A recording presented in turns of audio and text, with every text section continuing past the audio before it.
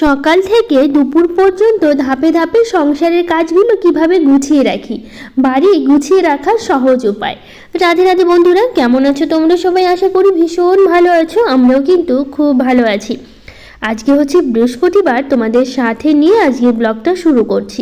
সাথে থাকো, আজকের ব্লগটা তোমাদের খুব ভালো লাগবে। তো সকালবেলা উঠেই প্রতিদিনের মতো যেভাবে কাজকর্মগুলো করি, মানে সংসারের যে কাজকর্মগুলো থাকে সেটাই করছি। ধাপে ধাপে কাজগুলো করলে কিন্তু খুব তাড়াতাড়ি কিন্তু হয়ে যায়। কোনো কাজই রেখে আমি কিন্তু একদমই বসে থাকি না। আমি সব সময় চেষ্টা করি সংসারের কাজগুলো যখনকার কাজ তখন করে নেওয়ার। এতে ঘরবাড়িগুলো গুছিয়েও রাখা যেতে পারে আর খুব সহজে কিন্তু কাজগুলো হয়ে যায়। কাজগুলো রেখে বসে থাকলে কিন্তু অনেক সময় কাজগুলো করাও হয় না, আর ইচ্ছেও অনেক সময় হয়ে ওঠে না। তো সেই জন্য সময়ের কাজ সময়ে করে নিতে পারলে কিন্তু সব কিছু গুছিয়ে রাখা এমনিতেই হয়ে যায়। তো যাই হোক, এদিকে গোছালাম, এখন বিছানাটা গুছিয়ে নিচ্ছি।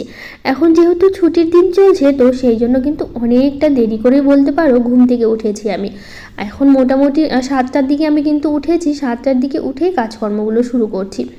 যখন স্কুল ছুটি থাকে না তখন তো 5:30 5টার মধ্যে উঠে পড়ি, কিন্তু এখন যেহেতু 1 মাস ছুটি আছে পুজোর, পাপার বাবানের, তো যেহেতু অনেক 4-5 দিন এমনিতেই পার হয়ে গেল পুজো করে, মানে 4-5 দিনের বেশি হবে। বাবানের পর মোটামুটি 10 দিনের মতো হতে চললো ছুটি হয়ে, মানে শুরু হয়েছে।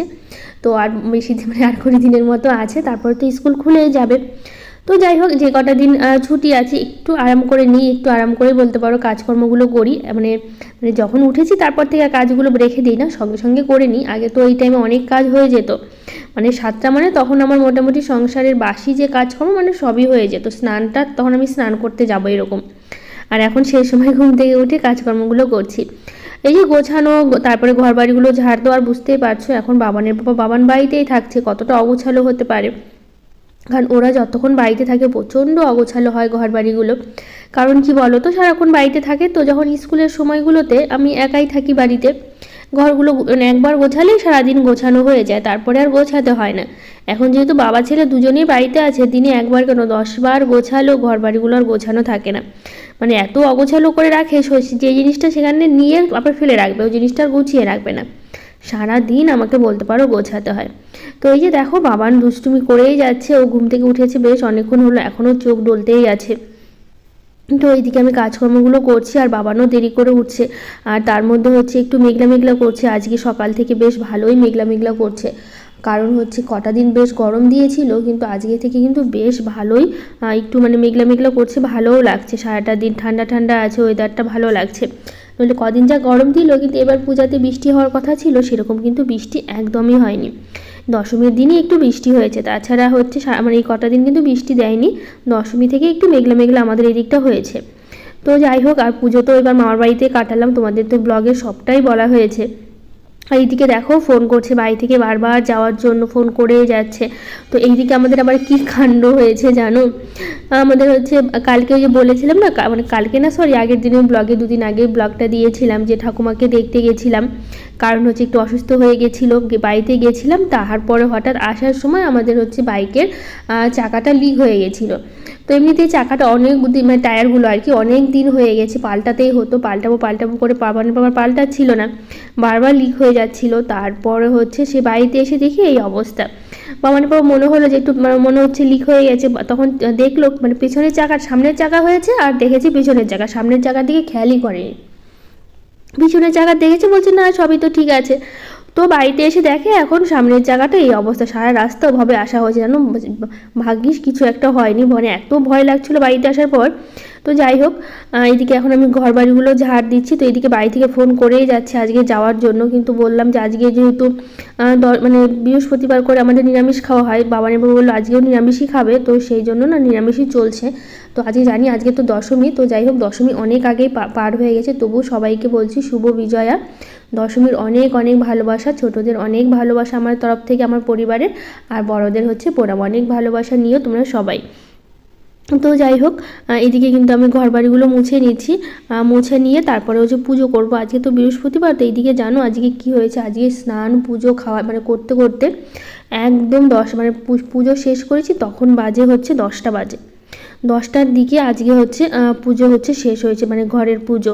এতটাই দেরি হয়ে গেছে, 7টার দিকে উঠেছি, উঠেও অনেকক্ষণ পর এই যে টুকিটাকি কাজকর্মগুলো করেছি। করে তারপরে হচ্ছে অন্য কাজগুলো সারতে সারতে এত খিদে পেয়ে গেছিলো, সকাল থেকে 10টা পর্যন্ত কিচ্ছু খাইনি। আর এত দেরি করে ঘুম থেকে উঠে চারিদিকে বাবান কিন্তু খাচ্ছে, প্লেটে নিয়ে টিভি দেখছেন, মানে সেই নাড়ু মোয়া বানিয়েছিলাম, ওর তো ভীষণ পছন্দ হয়েছে। সারাদিনই বলতে পারো দুটো একটা করে বের করে ওর ইচ্ছা মতো খেতেই আছে। আমার তো খাওয়ার মানে হয়ে ওঠে না, ভালোও লাগে না অত মিষ্টি জিনিস খেতে। বাবানের পাপাও খায়, দুই একটা, খুব একটা খায় না। বাবানই বেশি খাচ্ছে, যখন ওর মন চাইছে তখনই বের করে ও নিয়ে নিয়ে খাচ্ছে। তো যাই হোক, এদিকে আমি ঘর বাড়িগুলো মোছা তো হয়ে গেল, এখন এইটুকু জায়গা বাকি আছে, আবার তুলসী মন্দিরটা একটু মুছে নেবো। আর আজকে কি হয় বলো তো, দশমীর দিন না আমাদের পুঁটি মাছ দিয়ে পুজো করতে হয়। তো তোমাদের কাদের কাদের করতে হয় এই নিয়মটা আছে অবশ্যই কিন্তু আমাকে কমেন্ট করে জানিও। আমাদের কিন্তু দশমীর দিন ওই পুঁটি মাছের পুজো দিতে হয়, তো সেটা আজকে দিতে হবে। তো এইদিকে হচ্ছে ঘর বাড়িগুলো মুছে নিয়েছি, নিয়ে মানে 7টার দিকে উঠেছি, তো উঠে তারপরে হচ্ছে এই ঘর বাড়ি মানে ঝাড় দিতে, ঘর বাড়ি গোছাতে, মোছামুছি করতে মোটামুটি আমার 1 ঘন্টার সময় লেগেই গেছিলো। এখানে লেগে যাওয়ার পর তারপরে যে তুলসী মন্দিরটা মুছলাম, এগুলো সব করতে করতে না উঠান ঝাড় দিলাম, এগুলো করে করে 1 ঘন্টা লেগেই গেছিলো। 8টার দিকে গেছি আমি স্নানে, অনেকগুলো জামা কাপড় কেচেছি আজকে, অনেকগুলো জামা কাপড় ভিজিয়েছিলাম। তো সেই জামা কাপড়গুলো কাচতে তারপরে স্নান করতে, এগুলো করতে করতে মোটামুটি ওখানে 1 ঘন্টার মতো আমার লেগে গেছে। মানে 9টা বাজেনি, তখন ধরো 8টা 50 এরকম হবে, তখন আমি ঠাকুর ঘরে ঢুকেছি। আর আমার 1 ঘন্টার বেশি সময় লেগে যায় বৃহস্পতিবারের পুজোটা করতে। অন্য দিনের এত সময় লাগে না, কিন্তু বৃহস্পতিবারের পুজো করতে না আমার 1 ঘন্টার বেশি সময় লাগে। তো সেই জন্য একদম পুরো 10টা বেজে গেছিলো আজকে স্নান পুজো মানে এই সকালবেলার যা যা কাজকর্ম সব কিছু করতে। 10টার সময় উঠে মানে স্নান পুজো সেরে অন্য কিছু করেছি। তো দেখো এদিকে ইয়ে করে নিচ্ছি, তুলসী মন্দিরটা মুছে নিচ্ছি। আর আমাদের দেখো এদিকে সে হাইব্রিড ফুলের গাছগুলো লাগানো হয়েছিল না, বেশ সুন্দর কয়েকটা করে গাঁদা ফুল ফুটছে। এই সময় তো ফোটে না, ভালো লাগে, এই সময় ফুটছে না দেখে ভীষণ সুন্দর লাগছে গাছগুলোতে। এই সময় তো ঠান্ডার সময় সব প্রতি বছর দেখা হয়, কিন্তু এই সময়টা তার দেখা হয় না, আর ভালোও লাগছে ফোটার পর দেখতে। তো যাই হোক, বাবার বাবা এখন যায়নি বাজারে, যাবে, যে সাইকেলটা বের করেছে মানে পুঁটি মাছ আনতে, ওই আবার যাবে হচ্ছে বাজারে। তো এইদিকে হচ্ছে আমি স্নান মানে করছিলাম, জামা কাপড় কেচেছি, তার মধ্যেই বাবার বাবা বাজার থেকে চলে এসেছিলো। সেরকম কিছু আনেনি, শুধু একটা পুঁটি মাছ তো আর দিবে না, কয়েকটা নিয়ে এসে সেটা আবার রেখে দিয়েছিল। মানে একটা দিয়ে পুজো দিয়েছে, আর বাকি কটা ফ্রিজে মানে পরিষ্কার করে বেছে ফ্রিজে রাখা হয়েছিল মাছগুলো। আর আজকে সাদা মানে যে জবা ফুলগুলো দেখো এতগুলো ফুটেছে, মানে ঝুড়ি ভরে গেছে। আর অনেকগুলো আজকে সাদা ফুল পেয়েছে, মানে সাদা জবাগুলো অনেকগুলো ফুটেছে গাছে। আর এমনি দেখো এই যে গাঁদা ফুলগুলো কি সুন্দর ফুটেছে না বলো, দেখতে কি সুন্দর লাগছে, ছোট ছোট তো। এমনি ফুলগুলো তো গাঁদা ফুলগুলো খুবই ছোট ছোট হয়, আর দেখতে কিন্তু ভীষণ কিউট লাগে, আমার তো খুব ভালো লাগে। তো এইদিকে আমি হচ্ছে ফুল তোলা হয়ে গেছে। আর আজকে না জবা ফুল গাছেও এত জবা ফুল ফুটেছে, এতদিন তো সেরকমভাবে জবা ফুল ফোটেনি। অনেক দিন ধরে তোমাদের বলেছিলাম যে গোলাপি কালারের গাছে না জবা ফুলগুলো সেরকম ফুটছে না, নতুন করে কুড়ি আসবে তারপরে ফুটবে। তো এত মোটামুটি 15 দিনের মতো 15 দিন হয়ে যাবে, হ্যাঁ 15 দিন হয়ে যাবে যে একটা ফুলও ফোটেনি। এখন গাছে না প্রচুর ফুল ফুটছে, জবা ফুলগুলো এত ভালো লাগছে। আসলে গোলাপি কালারের জবাগুলো এত বড় বড় না, দেখতে এত ভালো লাগে, না ফুটলে না কেমনই যেন লাগে, মনেই হয় না যে ফুলগুলো মানে অন্য ফুলগুলো মনে হচ্ছে চোখেই পড়ে না ওই ফুলটা না থাকলে। তো এদিকে এই যে সাদা ফুলগুলো তুলে নিয়েছি, এই গাছেও বেশ ফুল ফোটে। আর এই যে সাদা ফুলের গাছটা যে আমি এখন ফুল তুলছি না, এই গাছে যদি একদিন ফুল ফোটে না 3 দিন থাকে, ঝরে পড়ে না, 3 দিন পরে তারপরে কিন্তু ঝরে পড়ে। যখন গাছটা নিয়েছিলাম ওটাই বলেছিল যে 2 দিন 3 দিন থাকবে, মানে 2 দিন তো পুরোপুরি থাকে, 3 দিনের দিন সকালবেলা তুলে নিলে না মানে ধর দুপুরের পর ঝরে পড়ে, কিন্তু সকালবেলা যদি তুলে নিই তো 3 দিন পর্যন্ত কিন্তু সুন্দর থেকে যায়। আর এই যে দেখো কত সুন্দর গোলাপি কালারের জবা, দেখো একদম ঝুড়ি ভরে গেছে আমার ফুলে, আজকে এতই ফুল ফুটেছে। তারপরে চলে আসলাম এখন ঠাকুর ঘরের দিকে, সব কিছু হয়ে গেছে আমার কিন্তু সকালবেলার কাজকর্ম। চলে আসলাম, স্নান করেছি, ফুল তুললাম, আর অনেকগুলো জামা কাপড় কেচেছি যেগুলো রেখে দিয়েছি, এখনও মেলতে যাইনি, মেলবো হচ্ছে পরে। আর আজকে সকাল থেকে মেঘলা মেঘলা করে গেছে, আমি তো ভাবতেই পারিনি যে এতটা বৃষ্টি হবে। আর এত বৃষ্টি হয়েছে, একটা জামা কাপড় জল পর্যন্ত ঝরেনি, আর বৃষ্টি শুরু হয়ে গেছে। সেই কী করবো, সব জামা কাপড়গুলো এনে ঘরের মধ্যে মেলতে হয়েছে, যে এত কষ্ট করে কাচলাম। একটু রোদ উঠতে জামা কাপড়গুলো শুকোলে কিন্তু বেশ ভালো লাগে, কিন্তু রোদ ছাড়া না কেমনই একটা জামা কাপড়গুলো হয়ে যায়, ভালোও লাগে না। তো যাই হোক, কী আর করব, বৃষ্টি আসলে তো আমাদের হাতে থাকে না। এতদিন বৃষ্টি দেয়নি, পুজোটা বেশ ভালো কাটলো, পুজোর শেষের দিনেই বৃষ্টিটা দিয়ে দিল। তো এইদিকে আমি এখন ঠাকুরকে স্নান করাচ্ছি, মানে ভালো করে কাপড়টা ভিজিয়ে তারপরে মুছে নিচ্ছি। এভাবেই তো ঠাকুরকে আমি পরিষ্কার করি, সেভাবেই করছি। তো এই দিকটা হয়ে গেল। এখন বাকি আছে বাসন মাজা। সেই দেখো বাসনগুলো আজ কত সুন্দর চকচক করছে না বলো। সেই দুটো বৃহস্পতিবার পিতাম্বরী দিয়ে মাজতে পারিনি, একদমই ভুলে গেছি বাবানের পাপাকে পিতাম্বরী আনতে। তো যাই হোক কয়েকদিন আগেই এনেছে, আনার পর এখন বাসনগুলো আজকে মাজলাম, বেশ সুন্দর চকচক করছে। কাঁসা পিতলের জিনিস না, একটু চকচক না করলে ভালো লাগে না। আর সাবান টাবান দিয়ে মাজলে তো দেখতেই পাও একটু জল টল পড়লে বাসনগুলো একদম লাল হয়ে যায়, আর ভালোও লাগে না তখন। তো এদিকে ফুল ধুয়ে তারপরে বাসনগুলো ধুয়ে সবটা আমি ঠাকুরের কাছে গুছিয়ে রেখেছি। তারপরে এখন হচ্ছে মুছে নিচ্ছি ঠাকুর ঘরটা। মুছে নেওয়ার পর তারপর এখন এই যেভাবে পুজো দিই সেভাবে পুজোয় বসে পড়লাম। আর আজকে পুজো না, এই সব কিছু কী বলো তো, পুজো করতে যতটা সময় না লাগে তার থেকে লাগে যে ঠাকুর ঘর পরিষ্কার করা, বাসন মাজা, আসন পরিষ্কার করা, ঠাকুরকে স্নান করানো, এগুলো করতে কিন্তু বেশি সময় লাগে। কিন্তু পুজো দিতে কিন্তু খুব একটা সময় লাগে না, আমার মনে হয় তাড়াতাড়ি হয়ে যায় সব কিছু। তো যাই হোক আজকে বৃহস্পতিবার লক্ষ্মীর পাঁচালি পড়া হবে। আমি কিন্তু প্রতি বৃহস্পতিবার করে কিন্তু লক্ষ্মীর পাঁচালি পড়ে থাকি। তো আগে প্রদীপটা ধরিয়ে নিলাম, আমি পুজোর আগে প্রদীপটা ধরিয়ে নিয়েই পুজো করি সবসময়। যেহেতু ঘরটা বসাবো তো ভাবলাম আগে প্রদীপটা কিন্তু ধরিয়ে নিয়ে তারপরে হচ্ছে ঘরটা বসাবো। তো এদিকে সবটা রেডি করে নিয়েছি, ফুলগুলো আছে, মানে ফুলটা না গামলাতে রাখলাম, নাহলে ফুলের গা থেকে জলগুলো না ঝরে ঝরে সব নিচেই পড়ে। ঝুড়ি তো নিচে মানে চারিদিকে ছিদ্র থাকে, সেই জন্য ভাবলাম গামলাতেই রাখি, জলগুলো যা আছে সব গামলার মধ্যেই পড়বে।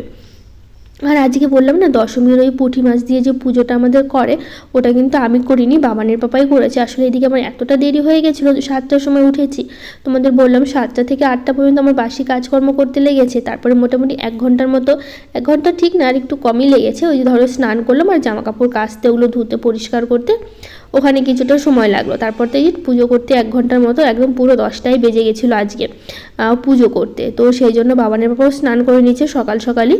বললো কি তাহলে আমি বাইরে, ওটা আমাদের তুলসী মন্দিরে মানে বাইরে করতে হয় পুজোটা, আর কি তুলসী গাছের পাশেই করা হয়েছে, বাইরে যেহেতু করতে হয়। তো বাবানের বাবা বললো তাহলে আমি ওটা বাইরে পুজোটা আমি করে নিচ্ছি, তুমি ঘরের পুজোটা দিয়ে দাও, তাহলে তাড়াতাড়ি হবে, নইলে এইদিকে করতে করতে ওইদিকে করতে আবার আরও আধা ঘন্টা লেগে যাবে, অনেকটা যেহেতু দেরি হলো। তো সেই জন্য পুঁটি মাছের পুজোটা বাবানের পাপাই করেছে।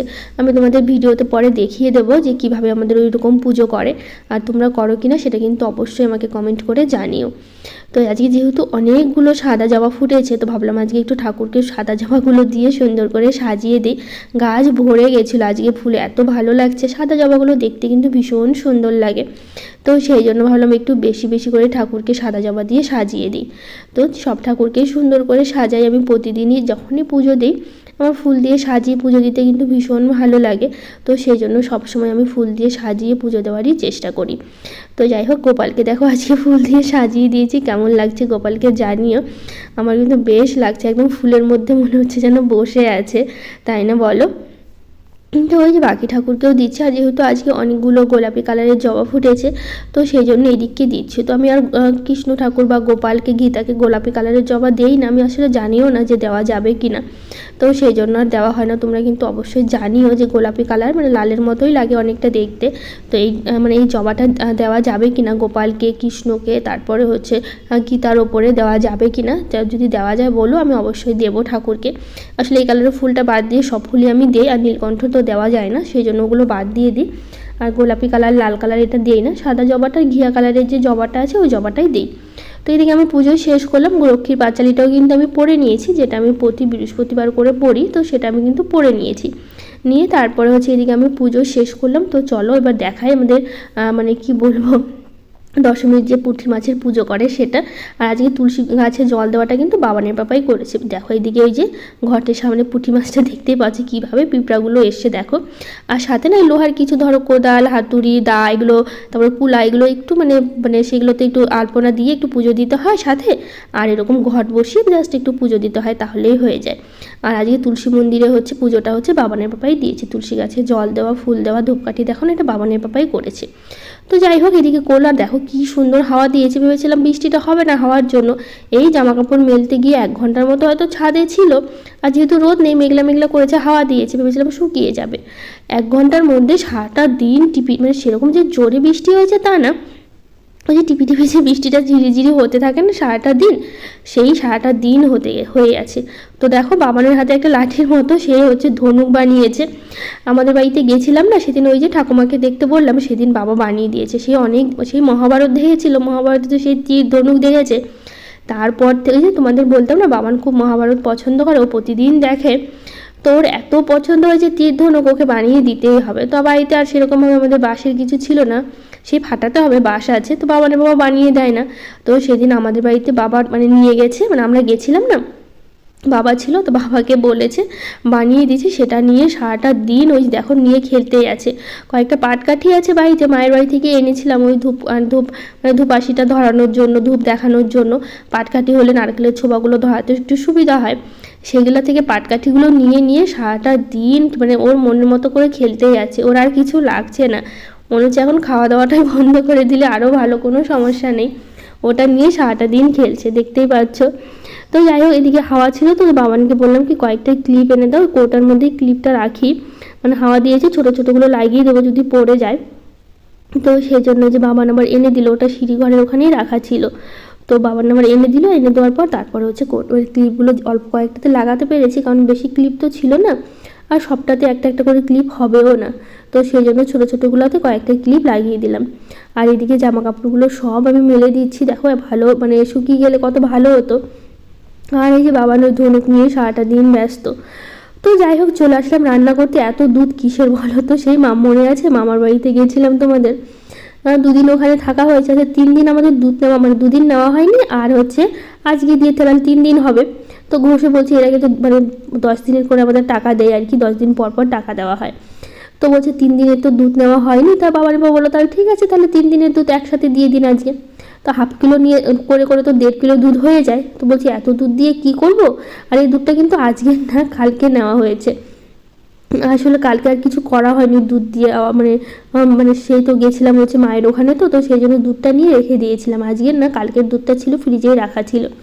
তো বললো যে এত দুধ দিয়ে কী করবো এখন, তো সেই জন্য হচ্ছে ভাবলাম তাহলে পনির করে নিই, আজকে যেহেতু হচ্ছে বৃহস্পতিবার নিরামিষ খাবো সব কিছু, তো সেই জন্য ভাবলাম তাহলে পনির করে নিই, এদিকে ডাল আর পনিরের তরকারি করি তাহলে হয়ে যাবে।